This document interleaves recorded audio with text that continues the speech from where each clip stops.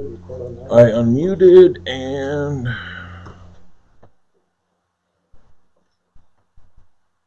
recording. Okay. It says recording up in the top left. We're good? There's a small recorder working. Yep, this one says recording too. Okay. Let's bring to order Colorado City Metro District Board of Directors study session. Jim? Okay, first thing on the list is these for golf course roundtable. The changes were made as requested last meeting. I sent it in to Carolyn. She had a couple of questions. I know Bob had a couple of questions on it. This was the final draft on it. I did go down on last Monday and did a inventory with, I found an old inventory list as to what was there 15 years ago, and we went through and got everything that was still there now. We also have the list, the lease that was proposed, that was voted on. Any questions? I had comments. Go right ahead, Director Cook. I would suggest we table this. I'm in possession of the copy that was given to me tonight, and it contains a signature page with Director Collins' signature and Terry Krause's signature. On top of that, we have a copy of our minutes that said what the stated changes would be, and this lease presently that has a signature page attached and signed cannot be discussed as it stands. Any other questions or comments? Yes, if I may. Yeah, go right ahead. We have to resolve this. So, in order for, when you say that can't be discussed as stands, we have to get it to a point where we can discuss it, if that's the case. So, and I guess my question to the board, because I don't know, is that how do we bring this back up so that we can discuss it and approve it? It appears to me that paragraph 16 is the one in discussion. It has to do with the deposit. That's one of them. The biggest part is it has a signed document. Well, regardless of I the can't do anything with a signed document. that's why we need to bring it back to, if that's what we need to do, we need to bring it back up and deal with it rather than just table it. I think you should bring it back at the next meeting. If it's not a signed document, throw out the signature page. If it's a signed document, I can't bring it back up. But right now, I've got a signed document in front of me. And there's changes made to the original, so whoever signed it is going to have to either say they knew about the changes or it was fraudulent to add the signature, one of the two. My question, I guess again, Mr. Cook, is that how are we going to, what difference does it make whether we bring it back up at this meeting or next meeting? I'll let you decide that. Honestly, I don't know. I would think that in procedural matter, we need to go through a process of approving. Now that in regard, we just need to move forward. We can't be hanging on to this and just beating it to death. But it appears that the differences, the changes that were made that are pertinent here are the deposit changes. And I would think that we would be able to pass a motion to just approve the deposit, the changes that pertain to the deposit. Harry, you got anything on this one? I think so too, because it wasn't mentioned in there, but if you look at the minutes, it tells us what we're going to change or modify in it. But I think Well, the main thing is already done. It's already been approved. And I think if the deposit thing needs to be in there to make it official, I think that I talked to Terry today when he called, when I got his note about being sick, and he said it's a done deal, except that one issue. He said it doesn't have to be all discussed. We just need to modify a part of it to move on. So we, I can't speak for Terry. I know that I signed the signature page last meeting with the understanding that everything that we had discussed in the meeting and had approved by vote was going to be corrected. However, I do not believe that we had approved the deposit portion to be changed. Right. So I kind of, I'm at a conundrum here as far as what we need to do. Mr. Chair, are you chair tonight? Yes, I'm chair tonight. If you signed it then under that understanding, why do I have your signature tonight? Well, I'm assuming just because he photocopied stuff and threw it in here. So we're admitting to adding a signature to a new lease? I didn't add nothing to I a new didn't lease. say you did. He just said he photocopied it and put it in there. I would say that was With probably just with done the in, rest of the lease. yeah, with the rest of the lease. I think that he wasn't thinking about that when he did it. I wouldn't presume any type of malfeasance here. Well, I will because I've got the document in front of me. However, I think it needs to be rectified. We need to discuss the numbers. Are we going to open this up for discussion, I guess, is the next. I'll drop the point of order at this point and ask if the board wishes to open this up for discussion, because point of order is simply rules. And the rules are, I've got a signature page on a document that wasn't approved. Well, because of the I would agree, because of the addition of the, which we did not, because of the addition of the deposit, which we didn't discuss and we didn't approve last meeting. Because I thought within that second, with the lease that they had before, they had paid a $4,000 deposit, and I thought $100 or $1,000 was held back out of that form because it was for 3 months and fixing up or whatever when they first moved in. And I thought we still carried the $1,000 deposit. After we went through all of this, it came out that we didn't have it, or whoever was handling finances at that time, they didn't put it in a separate account. So to make this legal and proper, we should revote on this lease Everything and discuss the numbers. and discuss the numbers Yep. in I the don't regular think we need to meeting. discuss the numbers. All we need to do is add the lease to it because the number's already there. And I think that we cannot, my personal feeling is we cannot kill the restaurant at the golf course because of some other issues going on with some people. I have no idea. But that's already done with. We've dealt with that, and I think we always If it's just done, have let's call it. to add the lease to it and move on. So We don't need to discuss this for another hour. That's my opinion. I'll yield. I'll settle it in the courts. I'll yield. you have any other comments? I think we need to fix it. Yeah, I do too. But we can't do it in the study session. We can do it in the regular meeting. I'd like to point out while we're still discussing this in study session, that if this goes before a court or the Attorney General or the State Ethics Board, that they're going to request from the legal advice that I've received, one of the main questions will be, where are your comps? Have y'all produced any comps?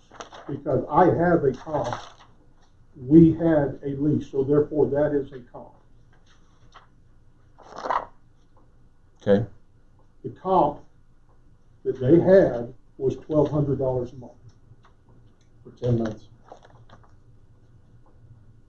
That's negotiable as well because I got the same thing because it said calculated at 10 months. It doesn't say that, it says monthly on payments. But this is a new lease. They were paying $1,200 a month. Now you're choosing to not only give them water, sewer, and heating, but also a reduction in rent. So they But were they didn't pay for They two, were they didn't already pay for 2 paying months. $1,200 a month. But they for didn't 10 pay months. 2 months. No, calculated at 10 months. So they were paying. They should have been paying $1,440.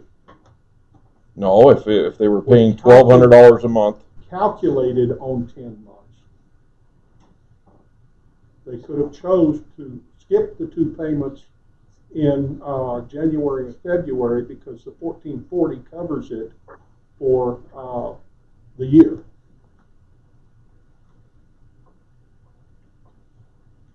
May I speak about this? I think the issue's moot. We've already discussed this, and I think Mr. Cook's been vindictive about this situation, and he's trying to kill the restaurant. We set a new deal for $1,000, and what we need to do during regular meetings, my suggestion is approve the $1,000 deposit, and everything else is what you already put in the thing, and we don't need to go back and get that because somebody wants to be vindictive, and that's my personal opinion. And we need to stop it because if that restaurant does not survive, that golf course doesn't survive. Oh, It goes with the golf course. It's hand in hand. And those people down there are trying to do a heck of a job of keeping it running.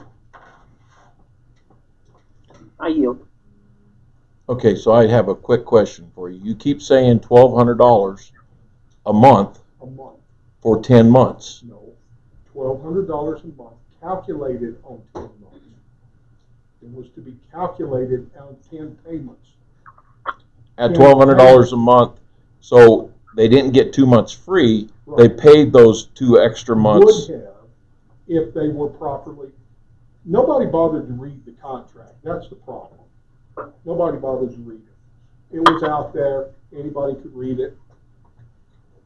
See, my impression on it was that it was calculated on 10 months, so you had $12,000 a year. Yes, that's what I was understanding from it too, but I haven't read it. And I'm going on your interpretation. That was my. So interpretation. 12,000 a year is That's what the correct. contract says, because they were closed for 2 months. So the contract says, and like I said, I haven't read it, so I'm going on your interpretation of this. The contract says, or the old contract said $1,200 a month for 10 months. Correct. No, And it then did not. just to add some clarity to this deposit thing, I think it was just a matter of some confusion because when the lease was modified, before Jim was manager, we had an interim manager who spoke with the attorney and redid the lease because money never exchanged hands for the 3 months rent and the deposit. They paid directly to whoever did the improvements. I ran that by the auditor because normally if you had a deposit, it would be in a liability account. And he said, no, it goes toward expenses. So now, I don't know if Carolyn has maybe a different opinion, but Jim wasn't here when all that took place, so there might have been just a little, I don't know. Well, we collected $1,200 a month for 10 months during the old lease. Yes. And now we're going to charge during the new lease $1,000 a month for 12 months For the first year. for the first year.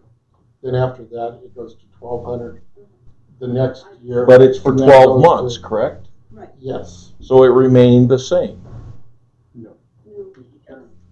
Yes. Can I make a comment? Go right ahead. If you'll read that lease, it was based on 12 months, 10 months, because they were gonna be closed in January and February. And they did not close. So the question I would have, since they didn't close, do they owe rent or do they get free rent? Well, what did the lease say? That's the 2020 Because they were contract. gonna close January, February. It said they'd be calculated at that. It doesn't say per month. Yeah, we calculated on 10 months. Because I know, The what lease was it, would be last calculated. January, February? That's January and February they closed. I didn't understand. That's January and February they closed. Yeah, they weren't open last And then they year. were closed also, April. When What, COVID last came. January and February? Yeah. I think I had a hamburger down in January. Because they were, Mr. they were Chairman, painting and doing Regardless, we gotta move forward. Yes, I agree. I agree we do. We do need to move forward with this. I think in the regular session, we need to bring it up under an agenda item and re-vote on it, because this lease has been changed from what we had voted on last time. At that point, anybody can interject discussion, because we will, have a discussion period. But I do believe that we need to bring the, It's already on the agenda. It's on there under old business. under old business. Well, I do believe that we're gonna need to re-vote on this, because they did change stuff that we hadn't voted on last time. Legally, So what are you Yeah. gonna, what do you plan to do with this signed signature page? Well, that signed signature page is null and void, because it was signed by, And why is it on tonight's, document? because he just photocopied the whole thing. I mean, it's not like it's a It is gotcha item. illegal to place a signature page with a new document. How do you rectify that? A mistake? Seems to me we're having lots of regular mistakes. That's what I would classify it as a mistake. Okay, moving on. Next matter, I think we all agreed to table the next matter until the next study session. Do we have anything else for the study session? I do, and I don't know where to put it, I guess, but I'd like to make it really is not discussion, it's just clarification of a conflict of interest issue. I don't know whether to do it now or in the meeting. I had a conversation with SDA attorney about conflict of interest, or the definition. I'd like to make a statement about the clarification I received. If you're not voting on it, you can do it Yeah, now. we can do it since, In the meeting or now? no, It now, doesn't matter. because it's not gonna be something that we're voting on, it's just you're wanting to clarify some stuff for us? Right. Yeah, go ahead. Okay. So just an update on clarification of the conflict of interest. I had a short visit with Ann Terry, the executive director of SDA and Colorado attorney, and explained the situation. Remember, a couple of meetings ago, we had a vote for Susan Coleman on the fence, and I recused myself, and I did because I was concerned about clarification of conflict of interest. So I asked her, and I explained the situation to her that I am a board member of CCMD and a board member of VFC, and because of that, I work closely with Susan Kelman, and asked her if that was any kind of conflict, and she said absolutely not, unless I had some kind of personal interest, which was financial, a way to gain. You cannot claim friendship as being a personal interest. Have to have financial gain. Have to have financial gain. So I asked her a couple times about that. She actually stated that I was incorrect in recusing myself because I have a legal duty to vote. So I was being I would incorrect. like to speak on that. And I was gonna say, I actually know. I have a legal duty to vote. So I said, okay, the personal interest statement in the statute, how is that affected? She said that's financial or through family financial. So if there's any kind of family connection to a financial interest or financial gain, then there's potential conflict of interest. If there is not, again, she reiterated, you have a legal duty to vote. Mr. Cook? Yes, I'd like to address that. She's correct. However, she did not quote our rules. And I had this discussion with our attorney, of which we pay for. Our attorney was unaware of 14.5.2 here, where it says, or personal interest. Nothing to do with financial. He's right. At the state level, that's correct. But at the metro level, it's incorrect. And the lady giving that kind of information should be fired for not looking at our rules and regulations before quoting something like that. Because I did speak, and we pay for that attorney. We spoke to our attorney, and our attorney said that she was unaware of these rules. As clarification again, I asked Ms. Terry about personal interest. And she said At personal the state level, that's correct. But that could be defined at any level. It is not defined any differently There at it our is, level. right there. I know, So- but it is not defined any differently. Here, it is not defined in the state level either. She said Right, that, because it's not at state. but the words personal interest mean financial interest through yourself or family. They could This mean the uses same both thing. the words financial and personal, if you read them. Both of them. Even the state The does that. state, The state does that. okay, ours is stronger than the state's. That could be defined any way. I am comfortable, And that's fine. as I said, You're I welcome to am- vote the way you want. If it becomes an ethical issue, it's Mr. not Cook, for me to I judge. believe I have to. And that's fine. All I have stated I think I have the is, from floor. now on, I'm not going to tolerate these things. I'm going to turn it into the state each time. If you'll stop, please, Mr. Cook. Go ahead. So to continue, she said that legally, I was out of bounds. I was not performing my fiduciary duty by not voting. And I believe that's true. I've had that discussion with 3 different attorneys now, and I have that. I am comfortable with my position on the conflict of interest. And just as a side note, not that anything needs to be done right now, but I would suggest that we change our rules to reflect the state rules.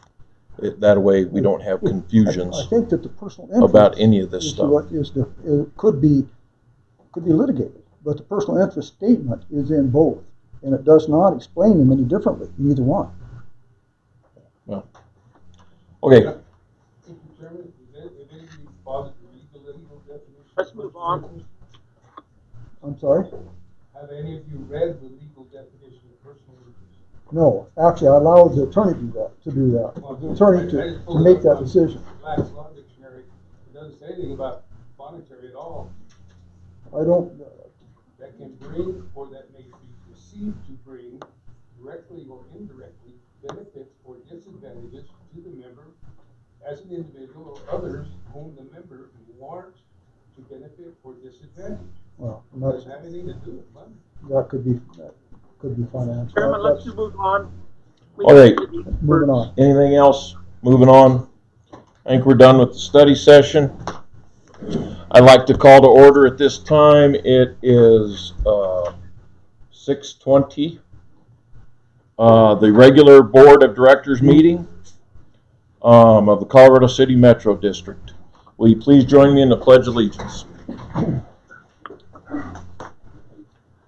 I pledge allegiance to the flag of the United States of America and to the republic for which it stands, one nation, under God, indivisible, with liberty and justice for all.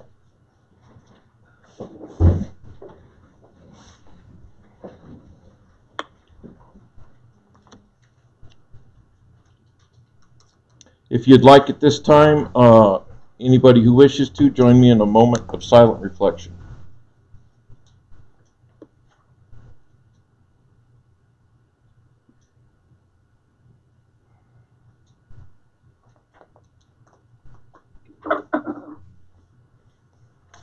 Okay, quorum check. We have Director Hostetler on Zoom, Director Cook, myself, and Mr. Elliott, Director Elliott, sorry about that, here, and I'm blowing Mr. names out of the Kraus. and Mr. Kraus is at home right now. He does have an excused medical absence. Approval of agenda at this time. I'll make a motion to approve the agenda.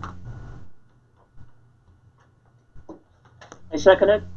We got a motion to approve the agenda and we have a second. Discussion? All those in favor of approving the agenda, say aye. Aye. Aye. Aye. Any opposed? None opposed. Agenda is approved. Approval of minutes. I'll make a motion to approve the minutes of the last study session and regular meeting. Mr. Chairman, I move to amend that motion. Number 16, number 17 needs to be removed from the minutes. It looks like we're back to copy and paste mode. Mr. 17, number 17 here, correspondence. Is that the one you're talking about? Yep. So would you like to amend that, sir? Or do you approve the amend? I approve the amendment. So we have a motion to approve the minutes, but striking number 17. Is that correct? Do I have a second?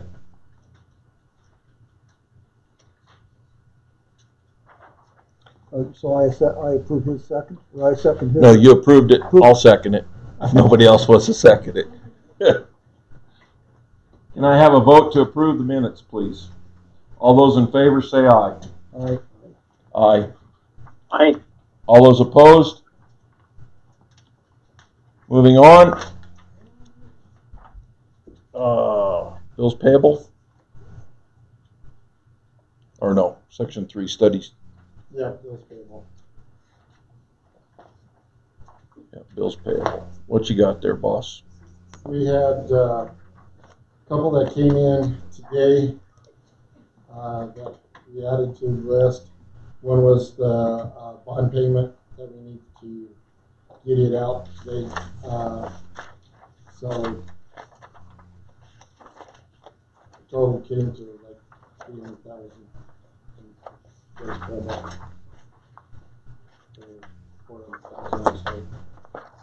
Can I get a motion to approve the bills? I make a motion to approve the bills. I have a motion to approve the bills. Do I have a second? I'll second. I have a motion and a second. Any discussion? None? Okay, all those in favor of paying the bill say aye. Aye. Aye. Aye. Any opposed? Pay the bills. Financial report, sir. Okay, if you look, I had Yvonne run the end of each year. Yep, well, that'd be good. Yvonne gave me October 31st of 2019. I'm sorry. But anyway, showing from December 31st of 2018 where we were at and where we're at now. With that being said, with that 897, we had 165,000. That was our bond payment that we normally paid in December. So we're still up 630,000 over the year. All of our categories are showing a profit from last year. Jim, actually the bond payment is not in there in the summary, because we actually keep that in a Yeah, bank no, account, that's- so those are the So net income. even with the bond payment out of it. Yeah. Okay. So I'm not seeing this one that you're showing. Right here, it's under your blue tab. And the bond payment was how much? Okay, gotcha. How much was the bond payment? It's 200,000.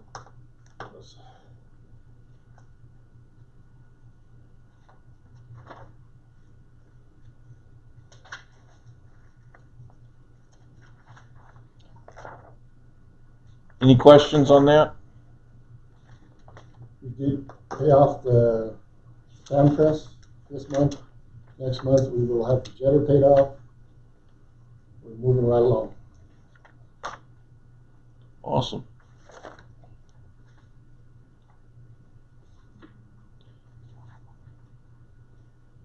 And next? Next you have operational reports. Parks and Rec campground revenue is up over previous year. January of 2019 we took in $3,365. Last year we were down to $730. This year we're for the month of January, we took in $5,559.69. Revenue is up due to long-term campers, but this is also brings new challenges. I definitely won't complain about the moisture, but the snow and the mud are a big challenge. The roads and sites will need some attention once we begin to warm up and dry out. We have had some issues with campers not following the rules of the campground, and they have made some vacate the campground due to this. We were questioning why this is a Metro vehicle in the campground. The truck is used for camp house and maintenance staff to clean and patrol campground. Teams are beginning to form for baseball and softball. We hope COVID will not restrict these activities as much this year. We have 5 tournaments scheduled so far, with more to come. If COVID restrictions allow this to happen, there will be an increase in revenue for Parks and Rec that we should be able to grow from for the future.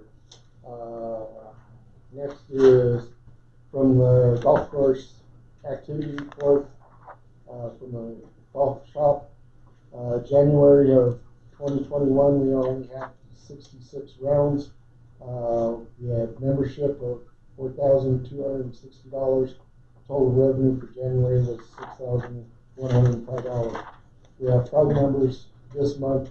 We were hoping only open 5 days this month due to weather conditions. I have proceeded to take call all tournaments.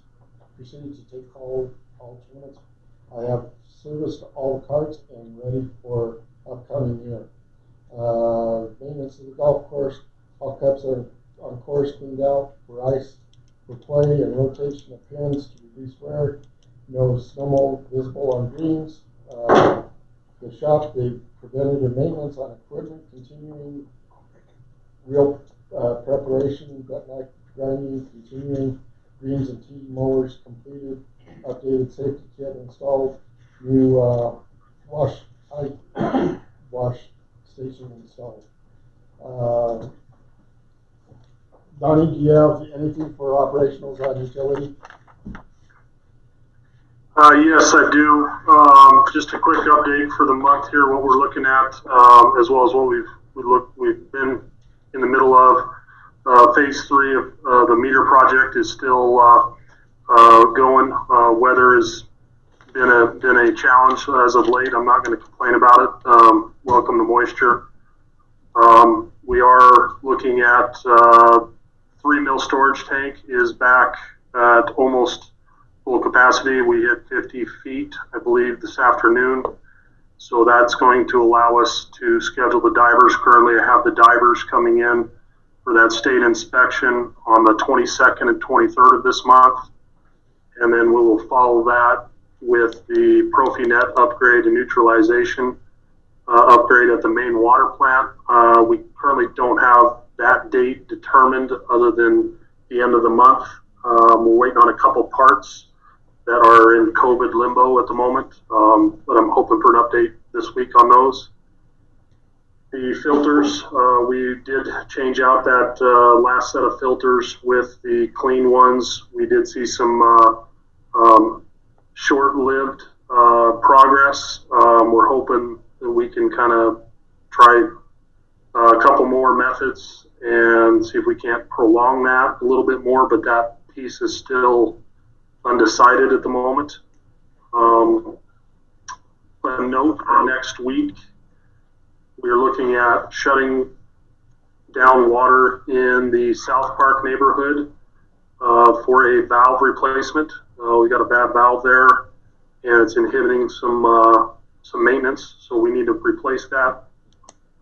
We were looking at the 17th, but revisiting the forecast, we're looking at probably going to be the 18th, but I will get letters and postings out for that. And we are still, I think Jim could probably speak to this a little more than me, the well RFP is in progress. I know he was talking with, I believe, SDA or Rural Water about getting that posted and going. Outside of that, I don't have anything else. Donnie, I have a quick question for you. Yeah, go ahead. You said the filters So we're discussing the filters that we tried to clean up.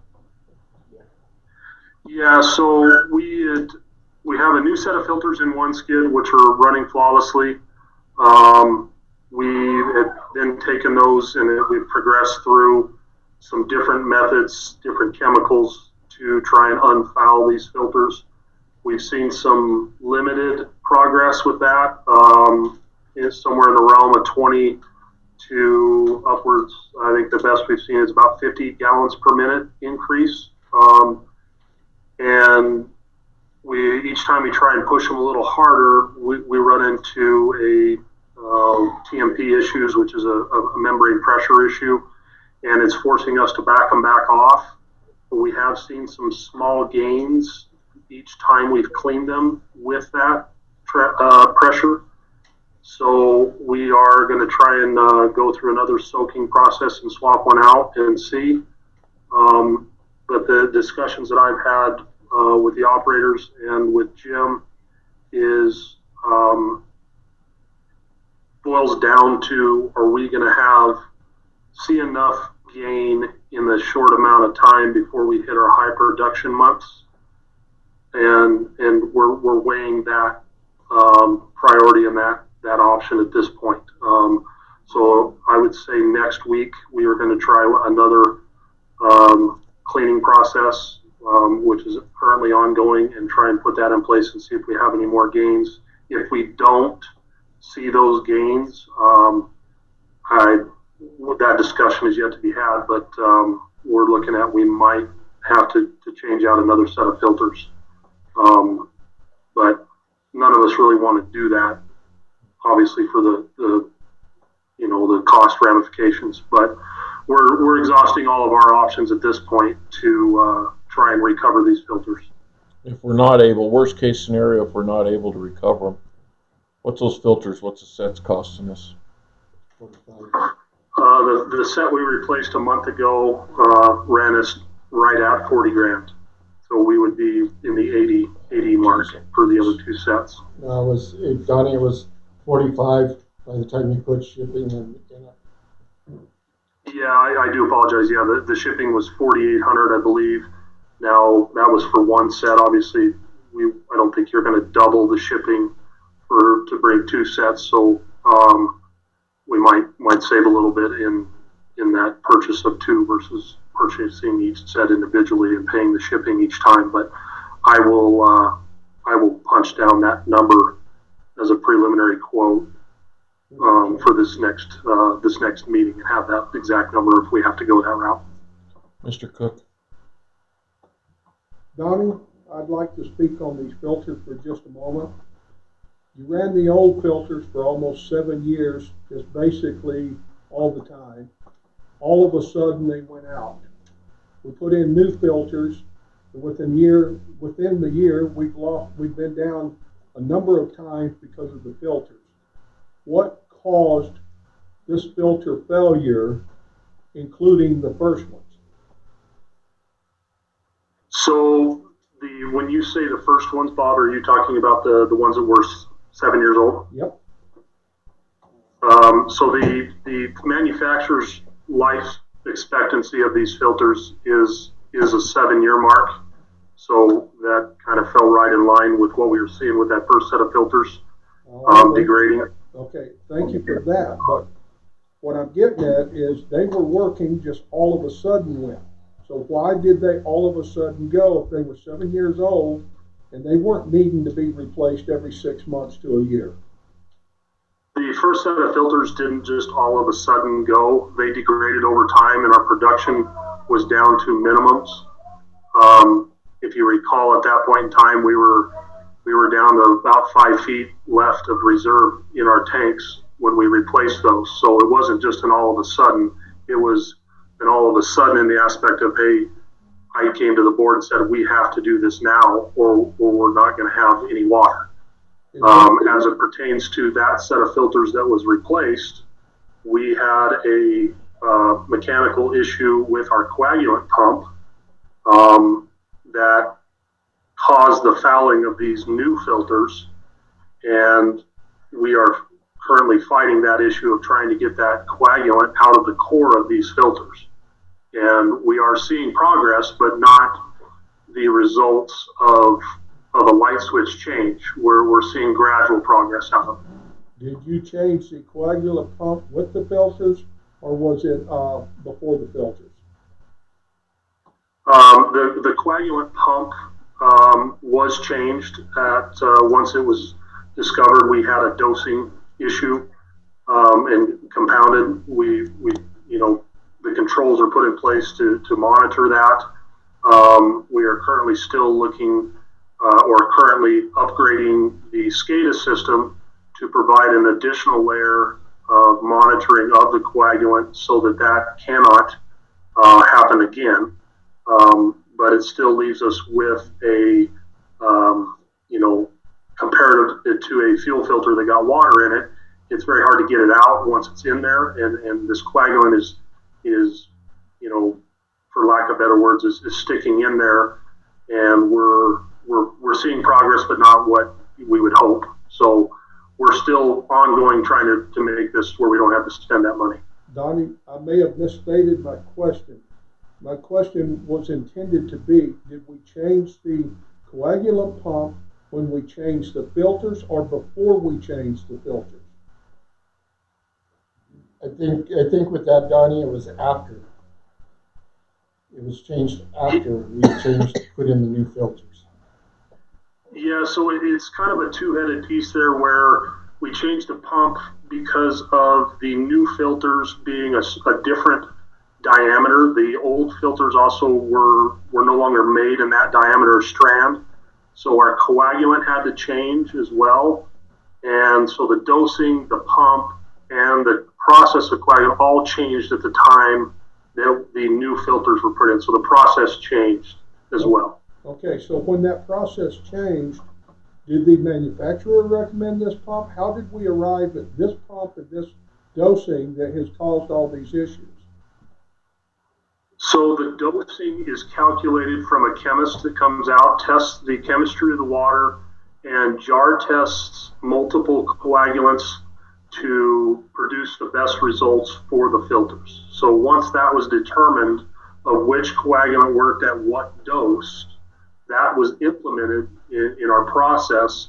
The issue became that the dosing pump that we had for, let's say, the minimum of 7 years that we had those previous filters was on our side, I believed to be adequate to do what we needed to do. The problem is that pump design dosed off of speed of flow versus I can't remember so we were doing the speed. The first pump was for dosing at flow speed, and the way after we had the issue, we figured out that the better method to have a better control of the coagulant was dosing at the flow rate instead of the speed of the pump. And hindsight being that, hey, we had an issue, we investigated the pump, when in turn we unknowingly created our own problem with these filters by not changing that pump ahead of time. So the pump, as Jim is correct, was changed after we had the issue of fouling these filters. I yield my questions to Donnie. I have questions on Josh later. I have a question, Donnie. Do we have a number for produced gallons and sold gallons? I believe it's in the packet, but Jim and I have just recently had our 5th or 7th, 10th, I don't know, discussion about getting rid of this gray area of produced water versus what the SCADA is saying. I brought up numerous times, even in Valdez's time, about the numbers that come off of the flow pumps on the skids can be skewed high or low because they don't discriminate against air versus water. Right. and had proposed in, I believe, 2017 or 16 that we try and find a different metering point for a combined flow, and was kind of shot down at that point. We have since been able to, or I've been able to revisit this with Jim, and I think we have come to a good solution of a placement of a meter, that would give us a accurate distribution number to compare to our build number. So follow-up question, what would that cost to do that? That's where Jim and I left this. I have an RFP into Neptune and also to Badger of giving me a quoted price, because we're dealing with some larger pipe sizes here. We have an 8-inch and a 12-inch meter that would have to be put in, and I'm awaiting those numbers back. We're hoping that we can roll this right in with the meter project as the cost there. Thank you. Because what Don is saying is, on the skids themselves, I think we're catching a lot of cavitation, with filters being, so that meter on that skid for gallons going through, it will show 165 gallons going through it and then drop down to 40. So it's catching and counting air instead of all just water. Right. So I think that's where, with Gary was the one that always supplied me what the gallons they produce at the plant. And with him being out the last couple of months, I haven't done it. And I can't get into, I gotta give it Jensen to get back into being able to pull the numbers out of the plants. Really what you're saying is those numbers were bogus anyway. I think so. Because looking at it, Bogus is kind of harsh. I would say it's skewed, because it's kind of hard when your plant was running efficiently in July and we didn't have any problems and everything ran steady at 200 gallons per minute or 225 each skid ran. You never, our sale and our loss, or our production and our sales matched in July. We need to, I believe we need to move forward on this other metering. So that's what we're looking at. So are you looking at metering it there at the plant or metering it at the tanks? So we have just west of the water plant, there's 2 lines that come out and go to distribution, one to tank 1 and one to tank 2. It becomes difficult to do it at the tanks, because at the tanks it's an in and out flow through the same line. So we want to catch it just west of the plant, and when I say that, we're talking within 100 yards of the plant.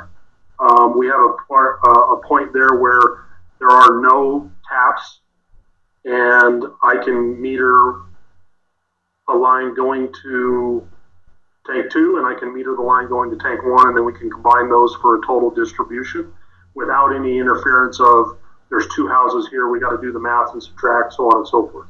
And are we taking into consideration, or will that take into consideration, the levels of the tanks? Because if we pump more water into the tanks, then that's going to skew our data also. Or if we're using out of the tanks and not pumping as much in as we're using, that's going to skew our data. Not necessarily. It is a relative number. So, take tank 1, for example, probably produces 70% of the water that goes to distribution is tied to tank 1. So we know tank 1's demand is a lot higher,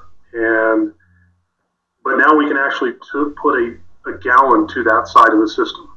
We know we're putting out 7 million gallons through the tank 1 side versus a 4 million gallons through the tank 2 side, and then we know the addresses of the houses and taps that are associated with those tanks, and we can take the live data at a meter reading and compare that to, okay, tank 2, we sent figuratively 5 million gallons that way, and on the meter reading side of that side of the system, we only sold 2 million gallons. Well, that raises or gives us the ability to pinpoint where our water loss is within the system. Where currently we just have a totalizer on the plant of what we produce, and it says we produced 20 million gallons, but it didn't tell me which tank it went to, what side of the system we're on, or anything like that either. So the relative tank levels can be, that data can be extrapolated out once we have a control point of these meters. Anybody else? Not on Donnie, on Josh. Go ahead. This report says the truck is used by the camp host and maintenance staff to clean and patrol the campground. How do you explain the truck being parked at different campsites when the camp host is dedicated to one? Josh, can you hear him? Yes, sir. Sorry, I was on mute myself. We have a camp host and we have a maintenance staff. They both have access to the truck. Okay. Anything else? Harry, can you hear us all right? Yes, I can. Okay. I'm fine. Just want to make sure you didn't have any questions. Nope, I'm fine. I'm fine. Okay, moving on. I guess I need to read the rules here, don't I? Statement of conduct and demeanor. In order for the business of the board to be conducted in the most effective and expeditious manner, it is necessary that all persons present maintain a demeanor of civility towards the board, staff, and each other. Conduct that appears threatening or aggressive will not be tolerated. Shouting, speaking out of order, or the uses of offensive gestures similarly are not acceptable. Such behavior shall constitute the forfeiture of your right to remain in attendance and may, as a point of order brought to the board's attention by council or any board member, including the chairperson, result in your being asked to leave the meeting by the chairperson or, upon your refusal, being escorted out of the meeting by the proper authorities. Citizens input. Looks like we've got a few people here signed up. Rick? I'm going to defer to Gina first, if that's okay. That'd be just fine. Gina? She's going to defer to me. Okay. If necessary. What was your name? My name is Shalene Sadala. Okay. So I live on 4113 West Jefferson. And so this is in regards to, or continuing the conversation about the covenants in Unit 9 as it pertains to single-family dwellings and manufactured homes. And so we have been doing a little bit of research, and we found some answers to some of the questions. You had mentioned to us a few times before that we could get signatures of 50% plus one of the lot owners, and that's actually here in the Unit 9 covenants. It's actually in the back, and that's where you can find that. And so it seems cut and dry, but we actually had a few questions regarding that, just as, we're just trying to explore our options because it appears as this could be our only remedy. So it says 50% plus one of the lot ownership, and I was able to get, luckily, amazingly, county actually just got together a database that I could actually request just Unit 9, all the lot information for all the property owners and all their property information, contact information, and stuff like that. So that just came on board, and so I was able to get that this month. And for our lot, it showed 913 entries. And so if you divide that in half, it's 456 plus 1 is 457. So not that I'll hold you guys to that number, but that's the number I'd like to just use as an example this evening. So if it's 50% plus 1 of the lot ownership. So my question then is, what if the owner, like using myself as an example, I actually own 2 lots. So to achieve 457, I could actually sign for 1 lot and then another lot, which would then reduce my number right down to 455, right there. So is that how it works? Mr. Chairman, we can't give legal advice. This is not legal advice. It is if we go to answering that question.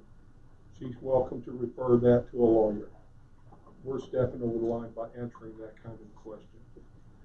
So I'm sorry, Gina Mangino on 4044 West Jefferson Boulevard.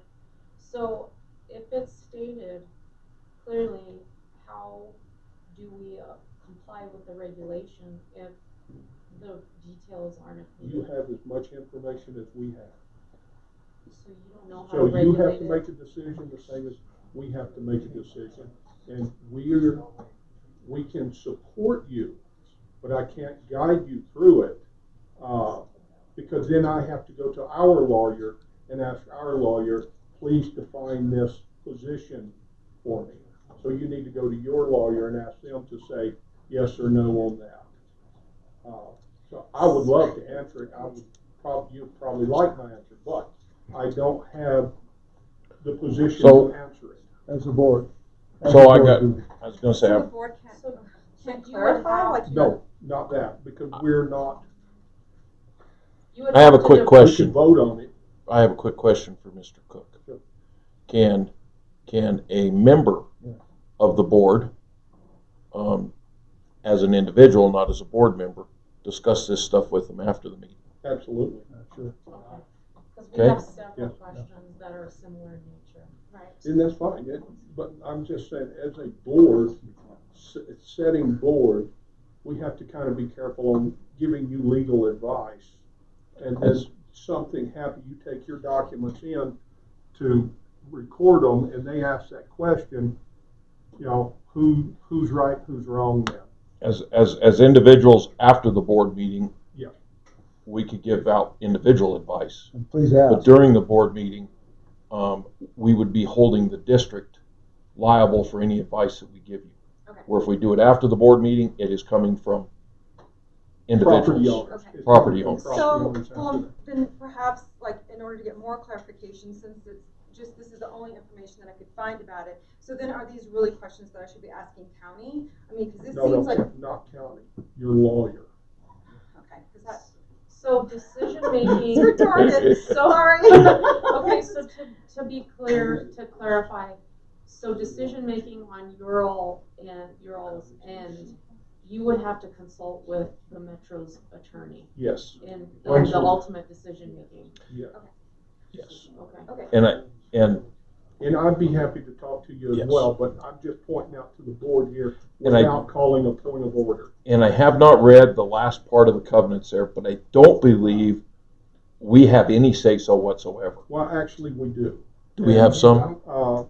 Actually, we're fixing to go into the architectural control committee side, and as a committee, we could vote to answer the questions, but I would advise the board to walk lightly in that position as well. That's actually a part of our upcoming question. So when we Yeah. get to You the can arch, ask your question, Okay. we can be kind of selective here, but I don't want to say I can answer none of them because I haven't heard all of your questions. Okay. But that particular one, the reason I pointed out to the chair is we're sitting at a meeting right now, and Okay.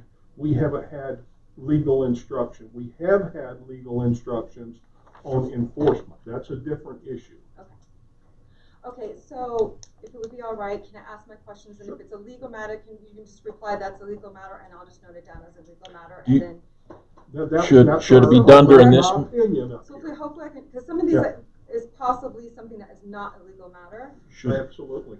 Should it be done during this meeting, or should we do that during the architectural meeting? She's welcome to ask it because she Okay. signed up, and she can then speak Go ahead. with the other. Okay, okay, so the one as if I am the owner of 2 lots, that is a legal question.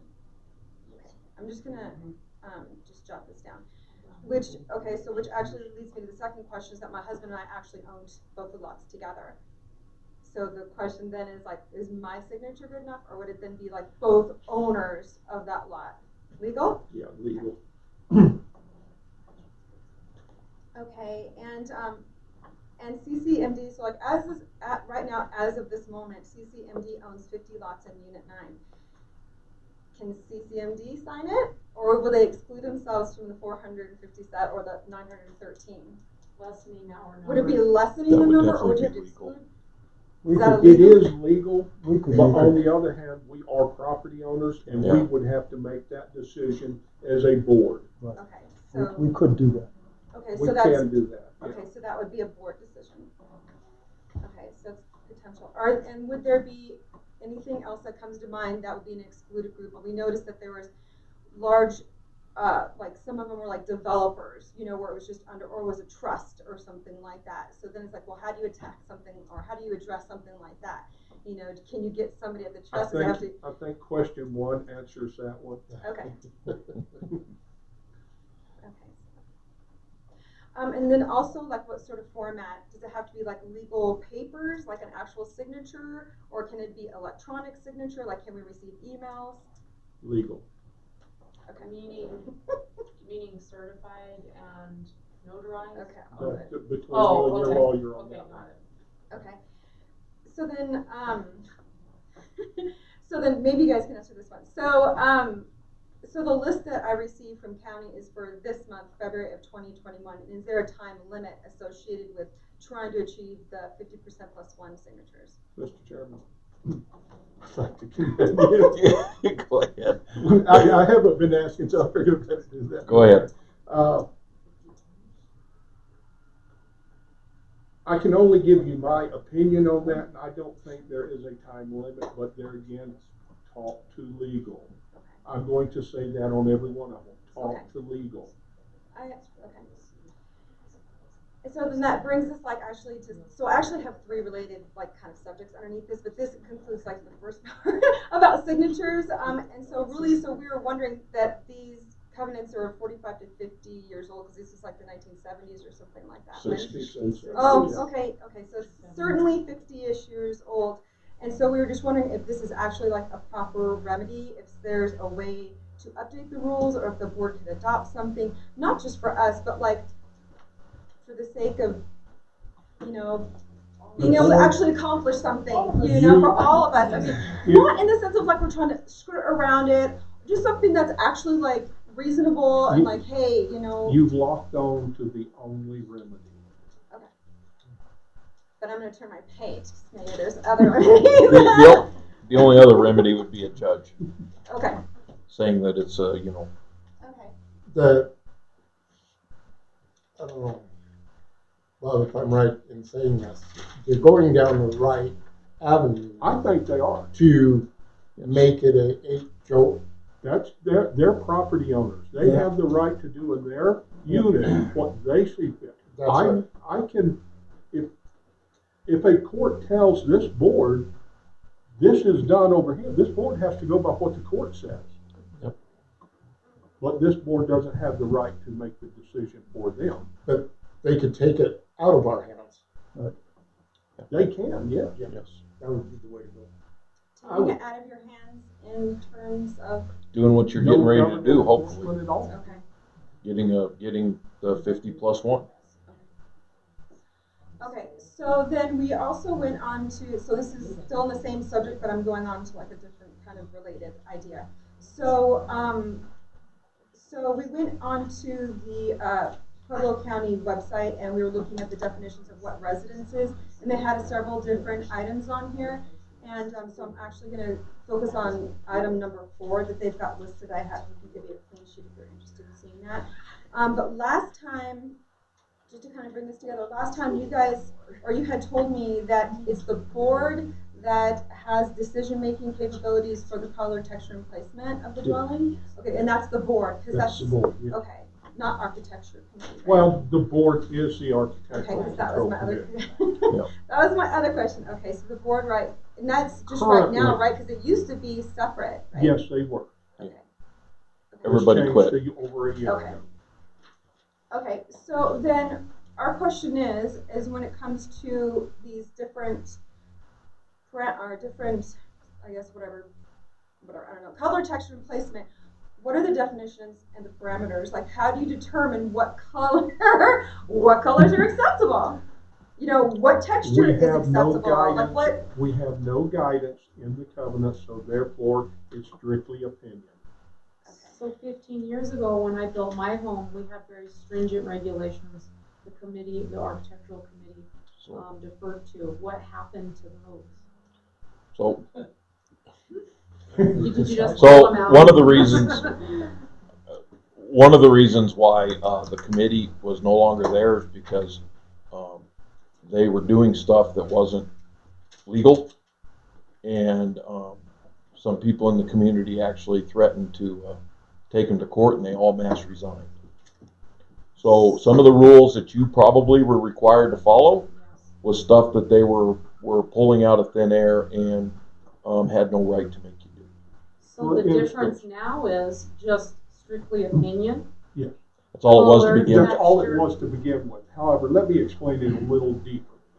You mentioned one of your first times you spoke here, 97-1 or .1. 97.1 was a bunch of people that got together and wrote a building code. You just read tonight the only way to change a covenant. 97-1 cannot exist without what you're trying to do. So, the rules that they put in place couldn't be upheld because they didn't do what you're trying to do. They just did it. For that many years until the committee dissolved, correct? Yes. And it was then put into place due to community discontent, and then lack of volunteers in turn created the board consisting of. There was not a lack of volunteers. Okay. Why does the board consist of the committee? Just curious. I'll refer to the director. So there were several different opinions amongst us. My opinion didn't necessarily coincide with Director Cook's opinion, but we all came to the conclusion that somebody needed to enforce covenants. And the problem that we had before, I felt, my own personal opinion here, with the prior committees, where they were accountable to no one. They were appointed to that committee, and it was a lifetime appointment. So if they had personal vendettas, if there was a lot of there was a lot of that, unfortunately, that happened in the last one, where they would enforce covenants on certain people but not on other people. Well, they were accountable to nobody in the community. There's disagreements on that, but the way I saw it, they were accountable to nobody. Now that the board has taken over the position, we are all elected. So if we start that shenanigans, we're accountable. Okay, so if we start doing stuff that is not according to the covenants, and the people of Colorado City feel like we need to be removed, you have an avenue to do that. That was the biggest reason why I supported the board taking it over. So if I may. Go ahead. So the color, texture, and placement that you're talking about, as far as there being an opinion and all of those issues, the method you are taking to change the covenants, you can specify your own color, texture. You can identify that. You can define it any way you want. You could define in your covenant that all houses had to be pink if you wanted to, if you succeed at changing the covenants. So the color, texture, and placement would no longer be an opinion if you wanted it not to be an opinion. Well, we just feel like it's so lenient now versus even so it was, Along that line, illegally enlisted. We feel like it's just lenient to the point of anything goes. It truly is. So the tack you're taking of changing the covenants can fix that if you want to do it. So when it comes to color, texture, and maybe not quite placement, but that is basically just a consensus of the board, whether or not that color scheme or that texture conforms to the covenants or the... Yeah, if they came to us, of course, I'm not sure though if we need to have a color palette made out, but if they came to us and wanted to paint their house fuchsia pink, okay, and we as a board decided that that was not acceptable, which I don't think I would find that acceptable, but as we as a board decided that wasn't acceptable, we could vote as a board not to accept that. Which in the past wasn't it a nature colored palette? No. No. What was it? Nothing. Yeah, we haven't had any. See, that's what they're referring to as stuff that they were told that didn't exist. Yeah, we had to comply with the earth tone patterns and texture and colors. So, well, that's what I'm saying. Yeah. In the past, that's. And the problem with the earth tone textures and colors is I can go out and find yourself. I can go out and find a pink stone for you. Right. Okay. Exactly. Yeah, it was very elusive and non-defined. Yeah. Right. As it is now. So, is there how might we enlist or instill a more definitive code or I would regulation? like to make a suggestion. Go right ahead, Director Cook. You can't really enlist that, but your opinion would matter a lot more if you would volunteer and sit on the Architectural Control Committee and review these documents. Yeah. We have a committee that we've allowed to review, and I agree. And there's no limit to the Ellis in volunteers. back, you know, and according to Mr. Ellis, we do it wrong, and I agree with him at times that we should be reviewing it. However, we've got stuff in the packet tonight that I haven't gone over and looked to see if it is placed where the stakes say it's supposed to be placed. And then they review whether it's the correct square footage, and they review whether it's siding or stucco or whatever. And then they make their recommendation to the board. So if you're this involved in it, that may be where you want to begin, is just say, I want to sit on the review committee. It's strictly a volunteer, and if you want to, I'm sure any one of us up here would say, I nominate her.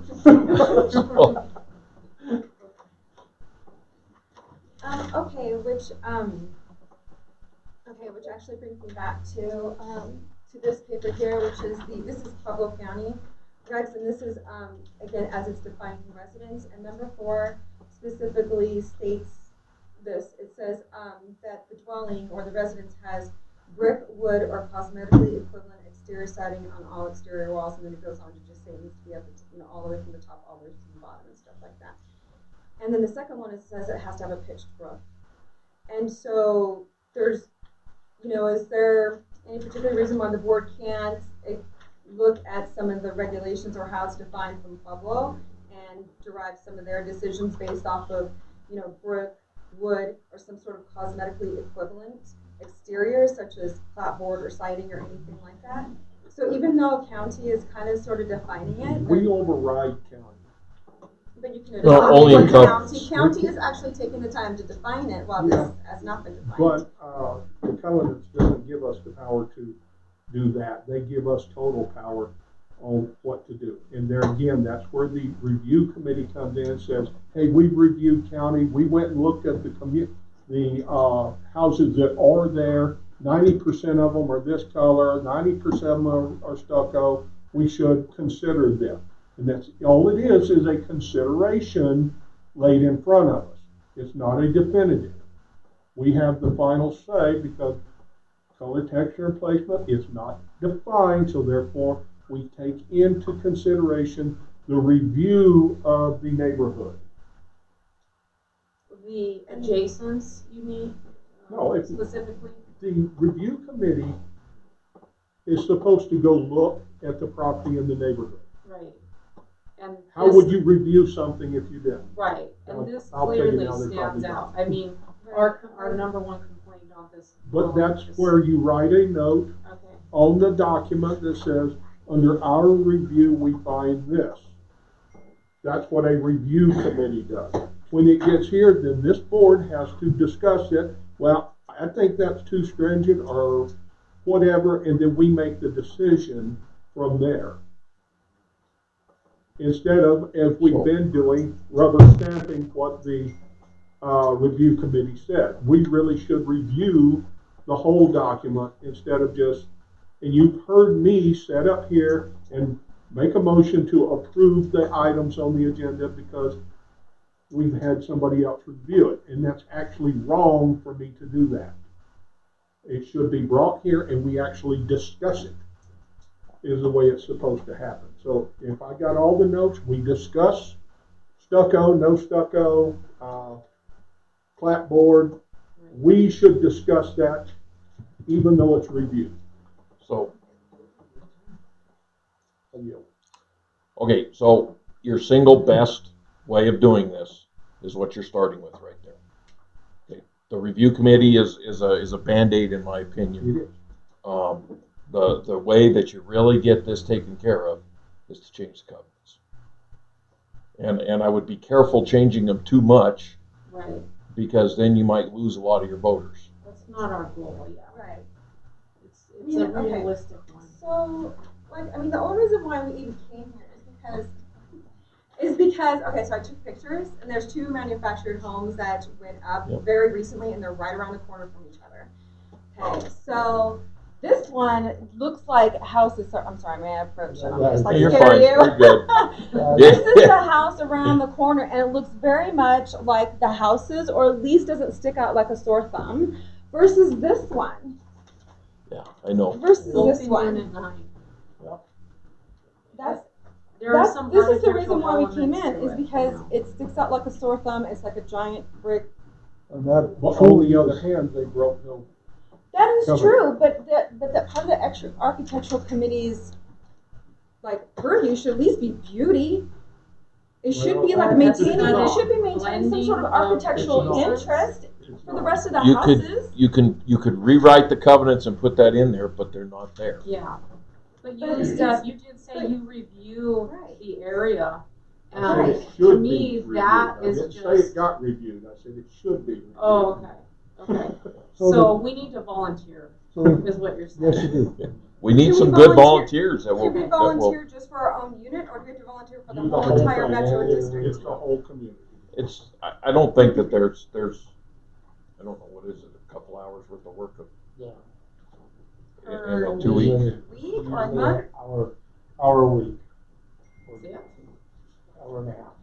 Yeah, because if there's 20 items brought, or there's not even 20 items ever brought. If there's 5 or 6 items brought, then you got to review those 5 or 6 items. We would welcome the volunteers. Yes. But we have to do that in the next section. Yeah. Okay. In the net, yes. We will. Thank Did you. you Okay. Anybody else? Gina, I guess you're already been taken care of. Rick. It was the exact same issue. Okay. Rick. Thank you. Okay. I'm Rick Van Meter. I live at 4018 Bent Brothers Court, right over here. And I just have 2 items, no, actually 3. I'll start off by saying I appreciate the board's work. This is not a fun job, and you guys do a good job carrying out all these duties, but I appreciate it very much. But, first item is the same thing that these 2 young ladies were talking about, is the Architectural Control Committee, and I want to volunteer. Awesome. Wonderful. Thank you. That modular home there on Jefferson doesn't look like anything like the rest of the houses in the area. Oh. Probably should have never been approved. But anyway. Now the other thing is the long-term campers down here. I don't understand that at all. That is not a campground anymore. It's like I don't know, a bunch of squatters over there. There's fences, dogs.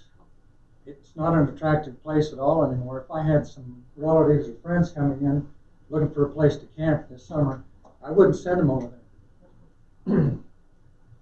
What are you charging for the long-term rental? What are you getting out of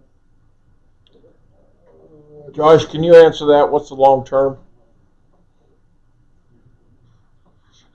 $700 a month. $700 a month. I would Is what the long term is. Well, anyway, as a resident here, I kind of object to the use of that as a long-term. It's not just a long-term campground. It looks like it's a permanent residence for a lot of people. They're set up like it, and it's a mess, to be honest. So,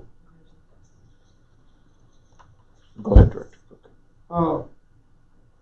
I addressed your concerns earlier, not this week, the end of last week.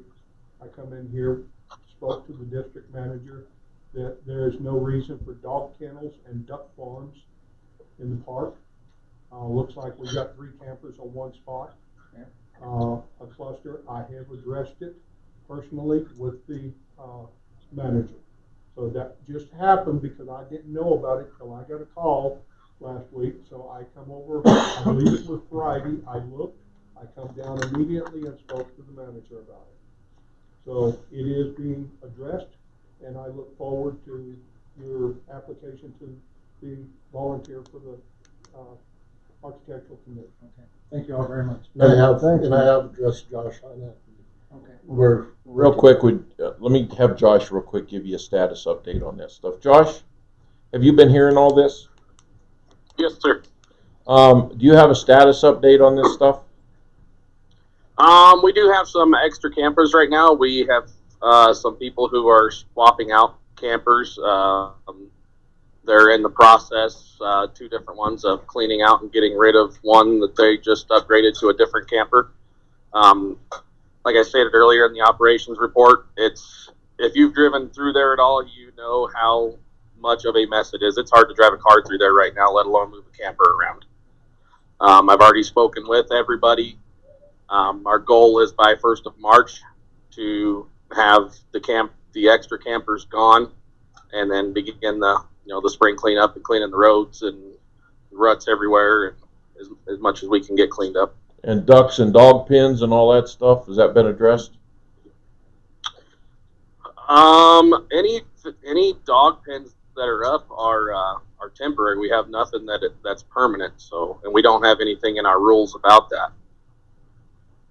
Okay. Maybe we need to put them in the Maybe rules. that's something we need to address. Okay, so let's address the duck farm. How do you figure that one in?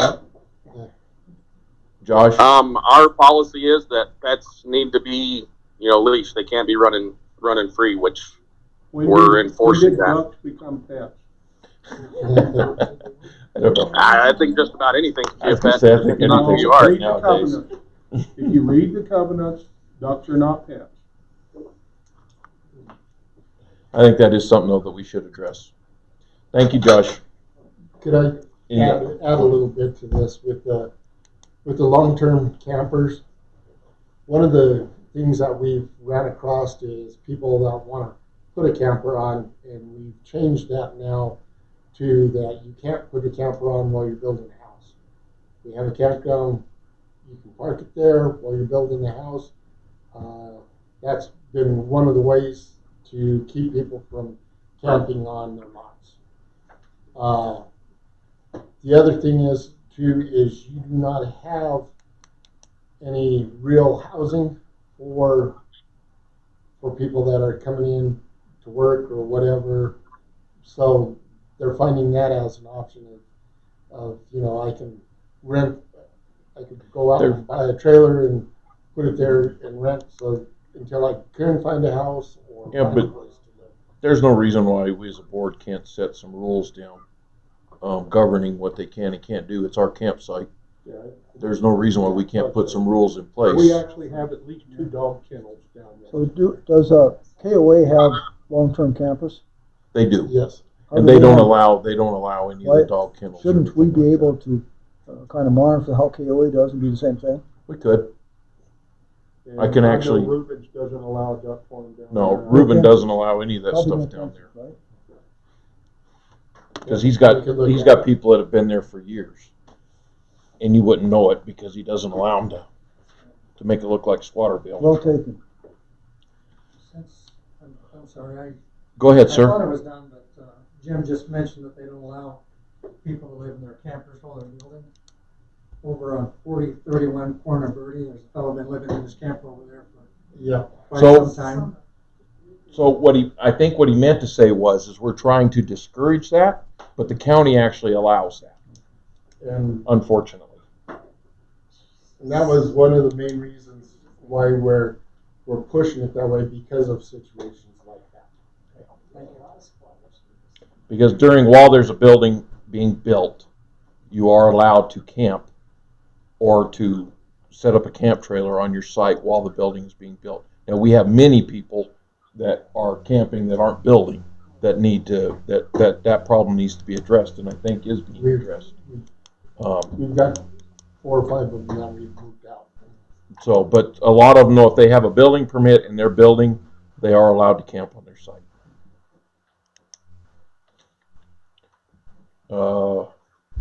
Mr. Ellis? Yeah. I'm Phil Ellis, in case nobody knows me, but anybody knows me. I heard a lot of things tonight that are probably pretty erroneous. But first of all, on the covenants, I'm not going to give you an A plus. I'm going to give you a big fat F plus. You guys have probably a list of 100 plus violations you haven't listed too. And you're telling these folks, these gals over here, there's 3 or 4 a week. No, there's probably 200 of them out there on the list right now that haven't been addressed. Okay, that's number one. The ones that you have, you spend a bunch of money trying to find ways not to enforce the covenants.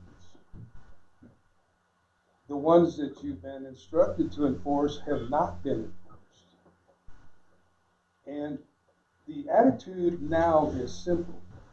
They're not going to do anything, so we're just going to do what we want.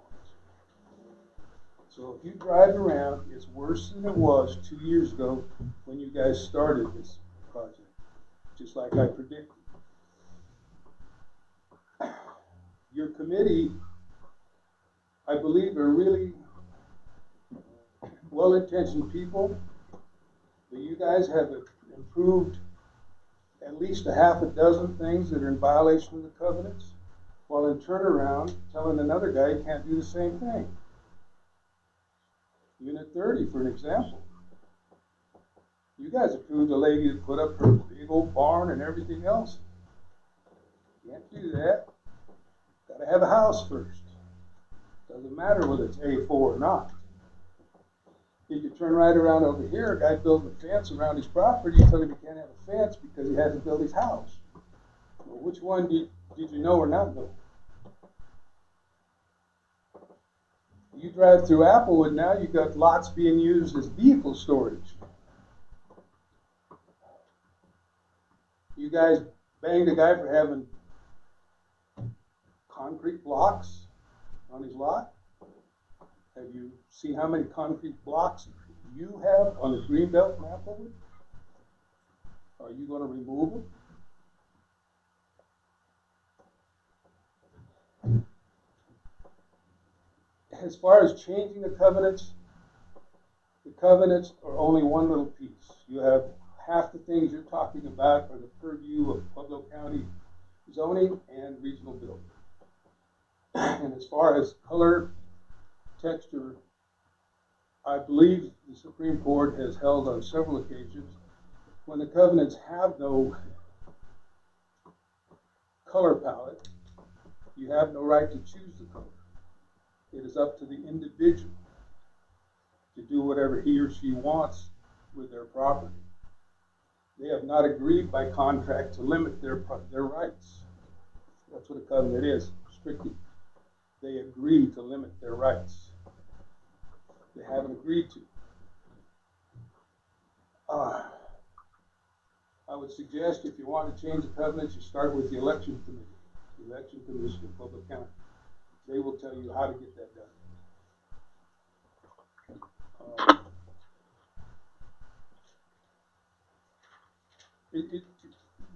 And as far as any individual board member giving advice to another property owner, I would think you'd be getting real close on the edge of the ethics problem.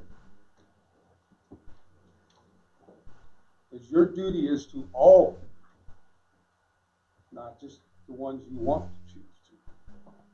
And your duty, since you have chosen under your Resolution 93 to be the covenant enforcement body within the boundaries of Colorado City, CCMD. I think you have a conflict when you start moving across those lines. And that brings up another issue, the word within the boundaries. So my question now comes, if they decide they want an HOA and they're successful, now you're going to have a conflict of your resolution and their HOA. So it's not as simple as you're going down the right road. There is a lot, and Mr. Cook is right, you need an attorney to guide you through it. It's really not as simple as it looks. There are organizations out there for forming HOAs. generally doesn't happen in an area where you already have covenants and people have purchased lots based on the covenants that exist. You don't like mobile homes, or the guy down the street bought that lot because the covenants allowed him to put one there. So for this board to try to pick or choose which one of those individuals' rights are the ones they should support could put them on thin ice as far as, in my opinion, as far as their ethical duties.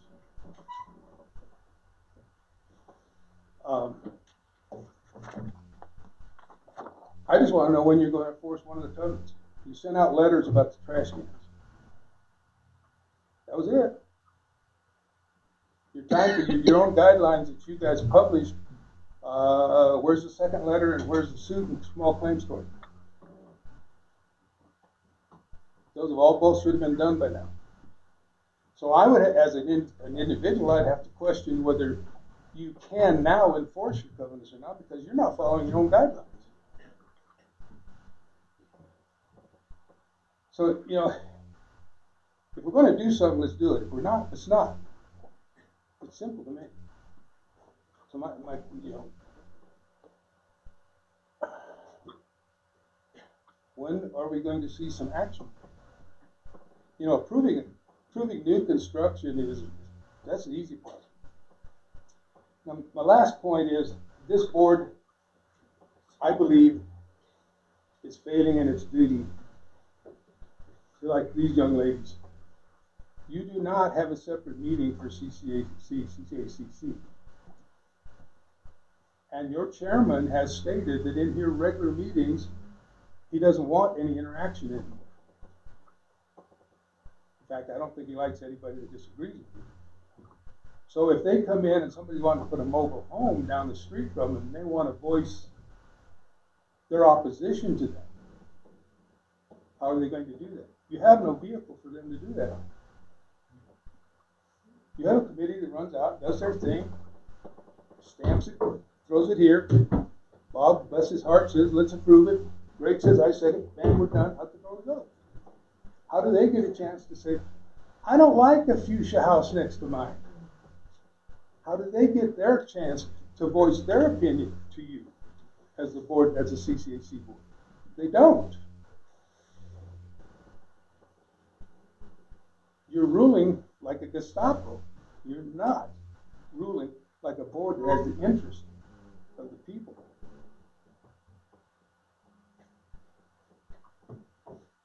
So my suggestion would be to find some way to let people know, like these people, you got houses? Okay. Friday afternoon, you post some stuff, Jim posts the stuff. Okay, I look at it. I don't have a chance to go run around and check things. There's nothing really there about the color, the placement. In fact, I've driven by two that look like they're about 10 feet too close to the street. Because everybody measures from the curb when they don't realize that the street goes 10 feet or 12 feet, in some instances 16 feet beyond that curb. We had one in Applewood that was way off. We have one that's finished that's off by about 3 feet. The new one that they're putting? Mm-hmm. Oh, I haven't been down there. He's close, but if you look at it, the point is you can't rely on just somebody if they don't have the knowledge to do what they need to do. Do I believe that they're got every intention? Yeah. Come in here and say, oh, that looks good. How would they know? Did they find the pin? Did they measure from the pin? No, because most of the pins are gone. My conundrum is I don't understand, since I've done a number of houses in this area, how the hell do these guys do that without a survey? And why would you approve a placement of a house without a survey? You've done it time and time again. That's why they're in the wrong place. Anyway, I would like to see you do something with these things because it's getting worse and worse and worse out there. And as far as the campground stuff, there's a number of those people that I know it's a pain in the butt, but they used to be camped out in the green belts because there's no place for them, affordable place for them to live. And that has eliminated a lot of other issues. I know it created another, but it has eliminated some others. Thank you guys for giving me your time. Appreciate it. Thank you, Bill. Okay, moving on. Okay, I don't have anything under the attorney's report at this time. Agenda items, nothing. Old business, I did get in contact with Mr. Finger. Awesome. He is just real estate. Did Doug want to speak? Did you want to speak, sir? No? Okay. I did talk to Mr. Finger. He just deals with real estate. He did give me 3 names of lawyers out of Springs that deal with covenants. If you want me to go and investigate on them as to price and what they require, I can do that. Mr. Chairman, may I speak? Yep. The board's already instructed you to seek other attorneys, so I don't think we need to go down that route. I think both myself and Director Collins told you that Mr. Finger does real estate. He's not a covenant attorney. We need a real estate attorney as backup to look at leases that aren't properly written. That's why we recommended him. So I'll yield at that. Okay. Any other questions, guys, for him? Because I've got one. Go ahead, though, if you've got one. No. So, I personally feel like we do need a real estate attorney, and I believe we need a covenant attorney. And I would like to keep them local here. Denver gets plenty of money. Yeah. And if we're going to spend money on attorneys, we might as well spend money on attorneys that are here local. Okay. So, I have, naturally the board will have to approve it, but I have no problem with Mr. Finger if we decide to approve him as a real estate attorney, but we also need a covenant attorney. Mr. Chairman, we're in old business, aren't we? Yes. Yes. At this time, I'd make a motion to approve John Finger as a real estate attorney only to this board. I'll second. You'll second. Okay, I've got a motion to approve John Finger as a real estate attorney to this board, and I have a second. Do we have any questions or comments? Mr. Chairman, I'd like to speak. Go right ahead.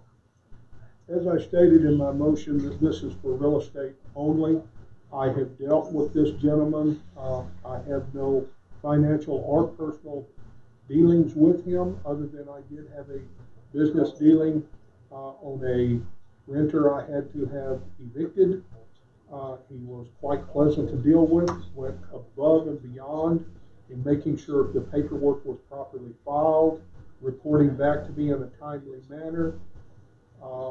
I did get to ask him a few questions. He seemed to be extremely sharp in the real estate contracts. He voiced to me that he understood the rental side as well because he held many rentals. So that's why I would suggest as a real estate attorney, he's going to understand the contract both in buy and sell and in leases. I yield. I call the question. Okay, question has been called, so let's go by a voice vote here individually. Harry, how do you vote? Harry? He's muted. Oh, no. No? Bob, how do you vote? Yes.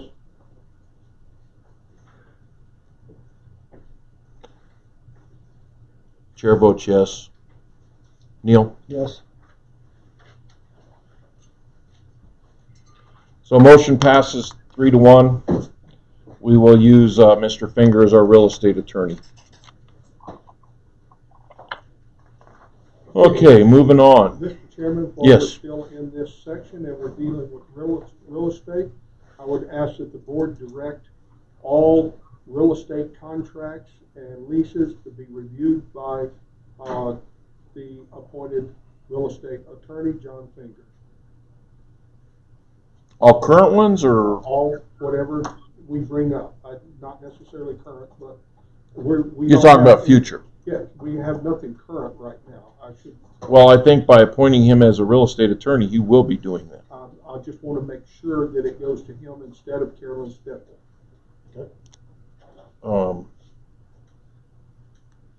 I got no problem with that. I guess we could bring it to a vote. If you're wanting to make that into a motion I did or make a motion there. I thought I may have misquoted, but I am making a motion. okay, you made a motion that all future real estate contracts be brought to Mr. Finger. Do I have a second for that? I'll second it because I want to discuss it. Okay, I got a second. Discussion? All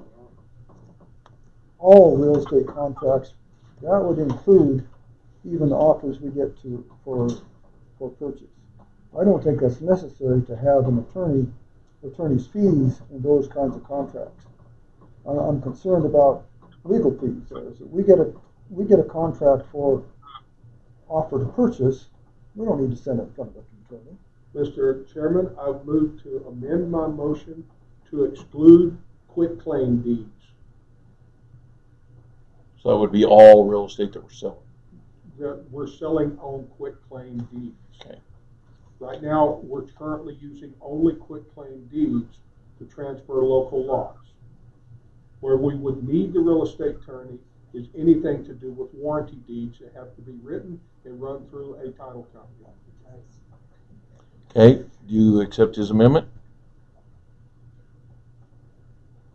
Well, I didn't. I don't have any to do with that motion. So, well, I seconded it. You seconded it.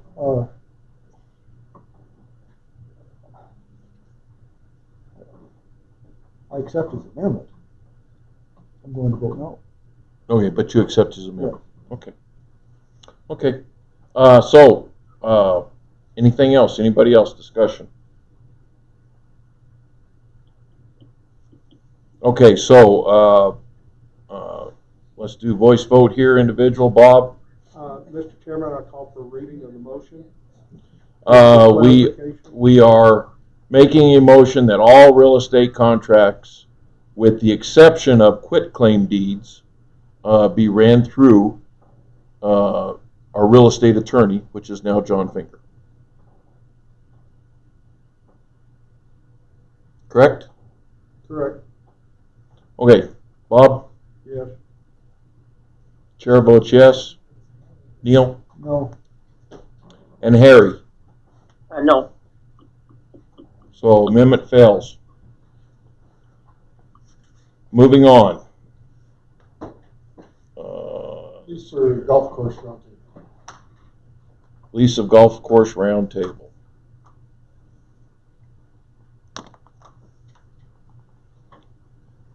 I make a motion that we accept the existing one plus add on to it the $1,000 for the deposit. Okay, so you're making a motion that we accept the current lease that is written, or the current lease that they had before? You're talking about the current lease that's written. The one we just approved last time, 4-1. Okay, with the exception, with the added deposit information. That's right. Okay, I have a motion. I'll second. And I have a second. Discussion. Mr. Chairman, I warn the board that this is a bad decision. You have no proof of income nor comprehensive or comparables. The board has acknowledged this. I also point out to the board that there's been defalcation by adding a signature sheet to a new contract. That's an ethics violation that doesn't affect this vote, but it does need to be acknowledged by the board. I would ask the board to seriously consider this vote because it could have extreme legal ramifications that could cost us much more than the lease itself. I yield, Mr. Chairman. Anybody else have anything to say? I call the question. Okay, question has been called. This will be voice vote. Neil? Yes. Mr. Cook, No. Harry, Yes.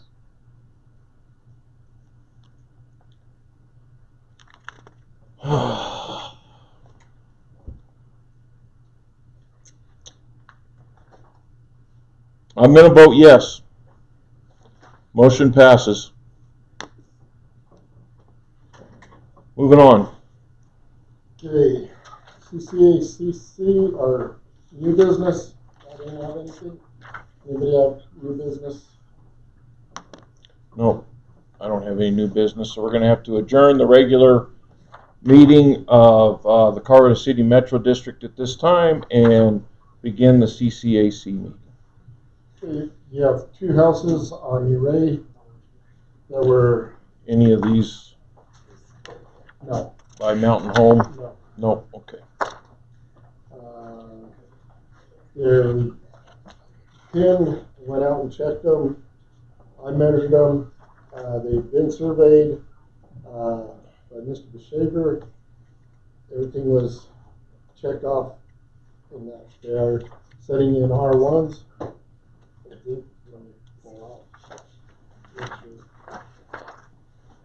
Yes, they are in R1s. Both these houses.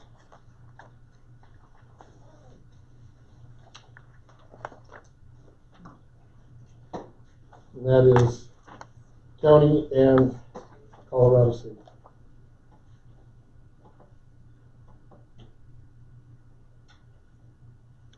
Okay. Do I have a motion on these houses? I make a motion to approve both of them. I have a motion to approve both of them. Do I have a second? I'll second it. I have a motion and a second. Discussion. Mr. Chairman, I'd like to speak. Go right ahead, sir. I recommend that you take no action tonight. The manager at the last meeting told us he would bring a spreadsheet of the current covenant violation. No spreadsheet has been produced. This has been ongoing for probably 8 months now. I remind the board that at the last meeting, the board discussed a covenant, quote, covenant violation that was filed as one of the very first. There was approximately 40 public members in attendance about the cars on a road and in front of a house and on the house's property on Showalter. And the board assured these homeowners that something would be done. The architectural committee could not bring us any document of the spreadsheet nor resolution, yet we saw fit to bring up the subject again from internal department making a complaint. So therefore you have cut the people out totally when you placed these back on the agenda from the Metro side of it. So you have violated all the rules. You have no right to keep approving if you're going to continually violate the rules. I did speak to our lawyer this last week, and the one thing she said, stop violating your own rules. She said you cannot stand in front of a judge when you violate your own rules. They won't hear you. I yield. Anybody else? I call the question. Chair, actually, if you'll hold Harry, Chair has got a, I do have some questions for the manager. Where is our spreadsheet? I haven't got to it. I haven't got it done yet. Harry and Neil, they came in this afternoon. I just got back from the dentist. We're going to work on it. I have some things that I want to say in executive session about this that I'd like to talk about it then. Mr. Chairman. Yes. I remind the board that the board has instructed this many times. How do we settle this? I was hoping it would be settled tonight, but we are not having an executive session tonight. Executive session has nothing to do with whether or not a document is produced. Well, Call the question, has been called. yeah, question's been called, so, shit. Excuse my language, sorry. So we're gonna voice vote on this. Mr. Cook, No. Mr. Ellis, Oh, yeah, yes. That's Alice. I'm sorry. What the hell am I?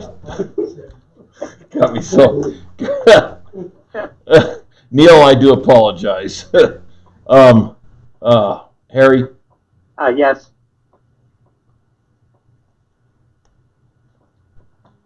so, Mr. Chairman, the discussion's over. yeah, I know.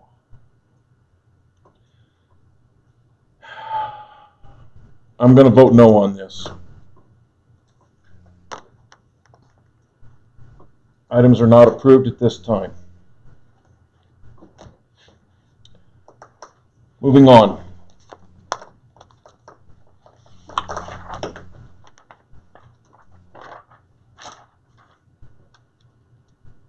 I do have correspondence that was sent to me. She, I guess, sent it to all the board members. You should have had a copy of it. We have videoed the line. We have done, if you want me to read the whole thing. I glanced over it, but go ahead and just give us highlights. At this residence, they're having sewer gas problems within their house. She says it's in the house, outside the house. Donnie and I, we've discussed this. We went through every scenario with it. We ran that line. We videoed the line, flushed the line. It is a line that is running anywhere from quarter to half full when it's used. We are looking at other options at it as to where the sewer gas is coming from. We've given her options as trying to make sure P-traps are full, which she is saying that she's done it. She's had plumbers in her house wondering why she still has it. We've put it on our maintenance list as a quarterly flush and all of this. With the video, there is no breaks in the line. There are no breaches of the line anywhere in our main line. From manhole to manhole, there is no clogs. We're kind of dumbfounded with it because the house next door don't have the problem. It's this house. Mr. Chairman, I'd like to speak. Go right ahead, Mr. Cook. Is Donnie available on the line? Donnie? Yes, I am. Okay. I've driven by this cluster of homes. I don't know exactly which home, but I do know the cluster. Certain times of the year, I don't not care which home you live in there. It knocks me down on the highway if I've got my window down. I can imagine what it's like inside one of the homes. So my concern is we have an issue somewhere, not necessarily with just this one lady, but an overall issue. My question is that I want to pose to Donnie is I know there are gas sniffers. Do we have any type or access to any type that would sniff the area for pinpointing not necessarily a leak, but a odorous area to where we might be able to narrow down this issue? So the district doesn't currently have any, we have some gas detectors for confined space, but not not the unit that you're describing is more used for, you know, leak detection and so on and so forth through others. That's not to be say that we couldn't contract that for an evaluation there. Mr. Chairman, I guess to expand Yes. on Mr. Go ahead, Cook's, Neil. Donnie, how much of a pinpoint can that provide? I probably can't speak to how accurately that would be if it gets us within 3 feet, 10 feet, 30 feet. I can sure make an inquiry into that and see how viable of an option that is for us. The kind of small back history, this issue kind of goes clear back, I would say 2017 when this lady purchased this house. I know the house prior to purchase had some sewer issues. They went in and put a new service line in with cleanouts. The previous one did not have cleanouts installed. The area around it is, I think the atmosphere contributes to some of it, not all of it. We have 10 Pond, which isn't aerated on the golf course. We have some issues times of the year where that pond turns over and carries a pretty good odor. Across Highway 165, directly adjacent to this property area, we have the wetlands and swamp area of the Stewart's property, which it obviously changed ownership now, but I think everybody knows it as Stewart's. That area, stagnant water, we have issues there. Obviously in the wintertime, we don't see those issues near as much. But the barometric pressures, there's a lot of science into it of what can cause these issues. But I have personally been on site numerous times and spoke with her. There's days more often than not where there isn't a smell. It's very infrequent. It's hard to pinpoint. We have done everything, our due diligence on our sewer line. There's nothing out of the ordinary or normal operation of our sewer main in this area. It is a confluence point from South Park to North Park carrier line.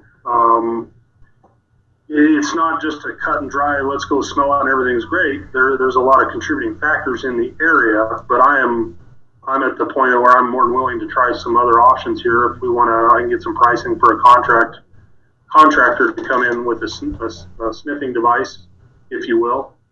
But being that the adjacent property or neighbor on either side do not have this issue within their homes, which would be the direct connecting point of our sewer line, it's very hard to, I guess, shoulder the blame on this publicly or privately when I can provide video, and I believe the Metro District at this point has gone above and beyond of adding this as a quarterly area to help. And the correspondence reads kind of pointing the finger at us as being the problem and that we're not doing anything about it. And I think that's quite contrary. We're still constantly trying to help resolve this issue, whether it's ours or not. Donnie, are you still there?